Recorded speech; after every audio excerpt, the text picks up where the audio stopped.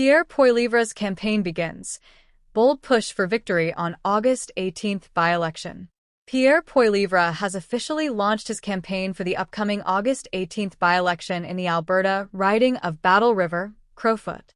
With Damien Kurek stepping down, the race presents a timely opportunity for Poilievre to return to the House of Commons following his loss in Carleton during the April 28 snap election. Now that Mark Carney leads the country with a minority Liberal government, this by-election carries significant national weight, not just for the seat itself, but for the broader message it could send about the direction Canadians want to take moving forward. At his campaign launch, Poilievre was met with an enthusiastic crowd. He spoke passionately about unleashing Canada's full potential by tapping into its natural resources, creating well-paying jobs, and ending what he described as government-driven barriers to prosperity. His promise to bring home the promise of Canada by supporting those who work hard resonated deeply with voters in this traditionally conservative region. Battle River, Crowfoot has long been a stronghold for the Conservative Party, and the large local turnout, even in a rural setting, demonstrated that support for Poilievre remains both intense and personal. Still, not everything on the trail has been smooth. A video that circulated online briefly accused Poilievre of using extreme rhetoric, with a PPC supporter claiming he referred to others as Nazis, an allegation widely discredited and dismissed for lacking any evidence. The video has since disappeared, likely removed due to its defamatory nature. While Poilievre's campaign acknowledged the existence of political extremes on both the left and right, it emphasized that many attacks from fringe figures are baseless distractions from serious policy debates. As Poilievre continues to push for practical solutions, his team seems intent on rising above petty mudslinging.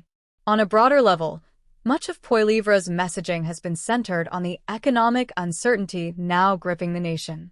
Since Carney's ascension to Prime Minister, the country has been facing growing pressure to address its fiscal instability. Speculation is mounting that as many as 90,000 public sector jobs may need to be cut to stabilize federal spending. Poilievre has seized on this, reminding Canadians that he had warned of this outcome well before the election. The contrast, he says, is that while he spoke honestly about budget constraints and government waste, Carney made lofty promises without disclosing the painful sacrifices that could follow. Poilievre's message is not meant to diminish the hardship of potential job losses, but to underscore the consequences of political dishonesty. Many of the government workers now facing layoffs had placed their trust in a Liberal Party that they believed would protect them. But with the economy straining under years of deficit spending and ballooning debt, the hard reality has set in. Poilievre's stance is clear. Tough decisions are inevitable, but Canadians deserve leaders who tell the truth about them, not those who delay or disguise them until after ballots are counted. What further distinguishes Poilievre from his political rivals is his personal approach to leadership. He's made a point of staying in touch with ordinary Canadians, not only through campaign rallies and speeches, but also through phone calls, visits, and direct conversations. His stop at the farm of former Conservative MP Kevin Sorensen, where he was joined by his wife Anna, symbolized his connection to Alberta's agricultural roots and working-class culture. Supporters describe him as attentive and approachable, often remembering individual names and past conversations, an attribute rarely seen in high-level politicians. While critics have tried to undermine his campaign by branding him a stowaway squatter due to his current residence in Ottawa, those accusations have mostly fallen flat. As leader of the opposition, Poilievre is required to be in Ottawa for his official duties. Seeking election in Alberta, a province he has long supported, does not diminish his legitimacy. Rather, it strengthens his standing with voters who feel he represents their values more authentically than many of the elected Liberals who, in their view, are increasingly disconnected from life outside major urban centers. A few lesser-known challengers have entered the race, including independent candidate Bonnie Critley. While her candidacy adds color to the ballot, there's little indication she poses a significant threat to Poilievre's dominance. However, one challenge in this by-election could come not from a specific opponent, but from the structure of the ballot itself. Changes to election rules have opened the door for an unusually large number of candidates, potentially over 90, to appear on the list. This may create confusion for voters, particularly among seniors or those with visual impairments. Still, while this could slightly affect turnout or vote percentages, few expect it to jeopardize Poilievre's likely win.